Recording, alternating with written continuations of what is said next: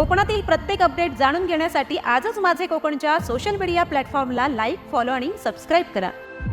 देशातील विविध कामगार आणि कर्मचारी संघटनांच्या आव्हानानुसार आज 5 कोटी कामगारांनी आपल्या प्रलंबित मागण्यांसाठी देशव्यापी संप पुकारला।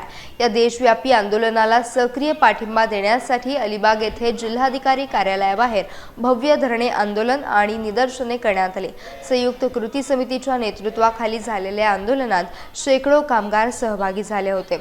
यावेळी आंदोलकांनी प्रामुख्याने 4 कामगार संहिता रद्द करण्याची आग्रही मागणी केली आहे। तसेच सर्व कंत्राटी कर्मचाऱ्यांना सेवेत नियमित करावे, 8वा वेतन आयोग तातडीने लागू करावा आणि रिक्त पदे तातडीने भरली जावीत अशा मागण्यांचे निवेदन प्रशासनाला देण्यात आले। याशिवाय वाढती महागाई रोखणं, खासगीकरण थांबवणं आणि सर्व कर्मचाऱ्यांसाठी कॅशलेस विमा योजना लागू करण्याची मागणी देखील यावेळी लावून धरण्यात आली। कंत्राटीकरण पूर्णपणे रद्द होईपर्यंत लढा सुरू ठेवण्याचा निर्धार कामगारांनी व्यक्त केला आहे।